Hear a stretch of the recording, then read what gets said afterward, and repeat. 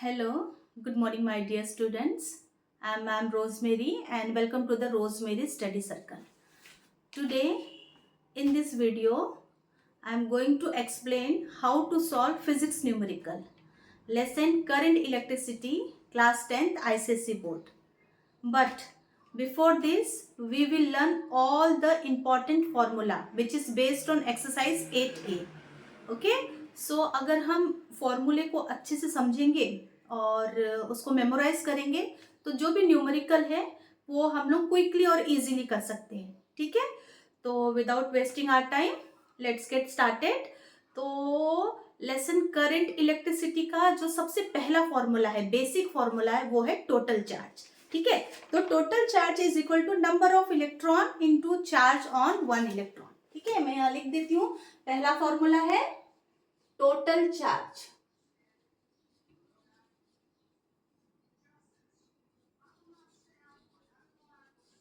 Total charge is equal to number of electron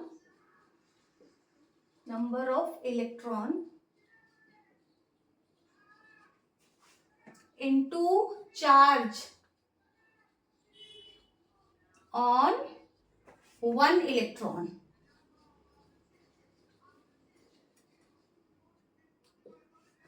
तो सबसे पहला फॉर्मूला है टोटल चार्ज.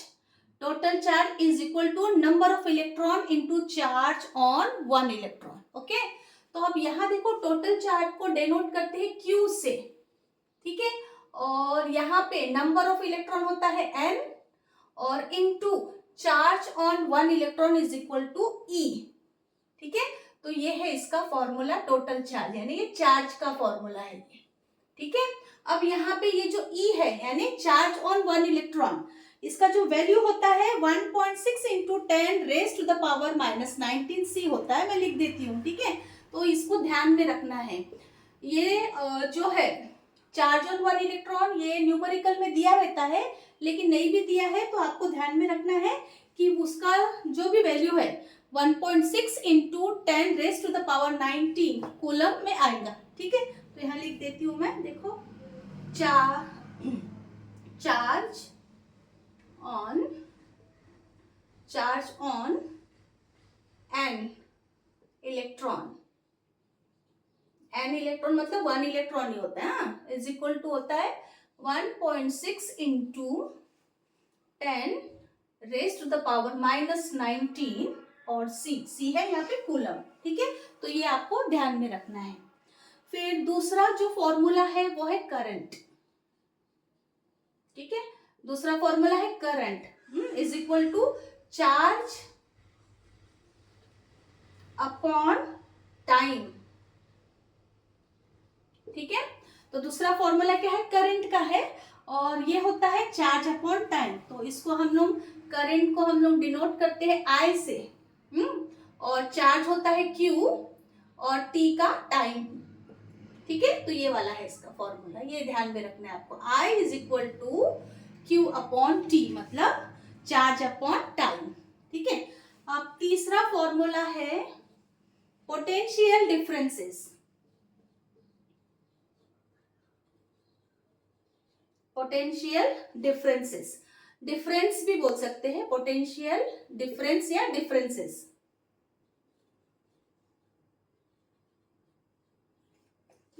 ये होता है is equal to work upon charge. ठीक है, पोटेंशियल डिफरेंसेस का क्या होता है, is equal to work upon charge. और पोटेंशियल डिफरेंसेस को हम लोग V से डेनोट करते हैं. ये जो V है ये वोल्ट है. पोटेंशियल डिफरेंसेस का जो यूनिट है ना, उसके लिए ये वोल्ट है वो, तो ये V यूज करते हैं. और वर्क के लिए W और चार्ज के लिए Q. ठीक है, तो ये आपका हो गया थर्ड फॉर्मूला. उसके बाद है फोर्थ फॉर्मूला.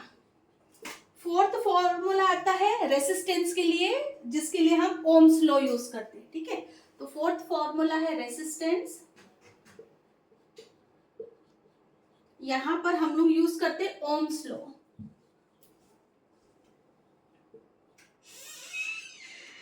तो ओम्स लॉ होता है V is equal to I R. ठीक है, तो ओम्स लॉ का जो फॉर्मूला है V is equal to I R. V यहाँ पे है potential differences, I for current and R for resistance. ठीक है, उसके बाद है फिफ्थ फॉर्मूला। फिफ्थ फॉर्मूला है रेसिस्टिविटी। रेसिस्टिविटी को हम लोग डिनोट करते हैं रू से। तो ये यहाँ पे फिफ्थ जो फॉर्मूला है रेसिस्टिविटी है, इसको डिनोट करते हैं इस रू से। ये जो दिख रहा है ना साइन, ये है रू। ठीक है, ये होता है rho is equal to R A upon L. ठीक है, ये है रेसिस्टिविटी का फॉर्मूला है, जो rho is equal to R A upon L होता है। ठीक है, तो अब यहाँ पे देखो कि ये जो आर है, यहाँ लिख देती हूं मैं, ये जो आर है, आर होता है रेसिस्टेंस के लिए। आर किसके लिए होता है? रेसिस्टेंस के लिए।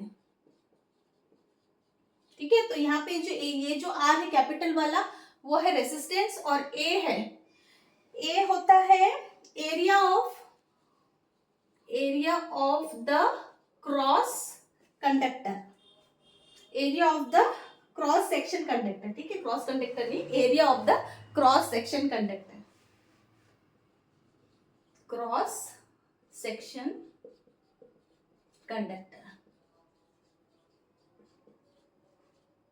ठीक है, तो area of the cross section conductor जो होता है पाई आर स्क्वायर, सर्कुलर में होगा तो, अगर स्क्वायर में है तो एल इंटू बी लेते हैं, लेकिन स्क्वायर में नहीं रहता है।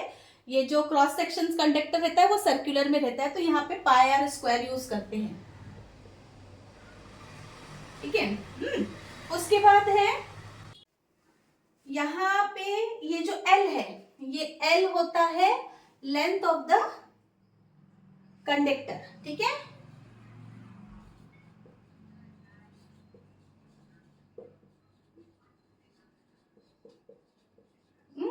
तो रेसिस्टिविटी में rho is equal to R A upon L. R है रेसिस्टेंस के लिए, ए है area of the cross section conductor, और एल है लेंथ ऑफ द कंडक्टर।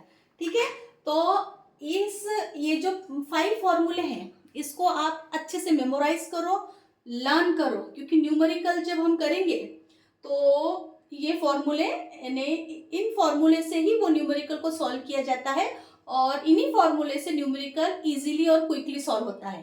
ठीक है, तो चलो इसको नोट डाउन करो और इसको लर्न कर लो।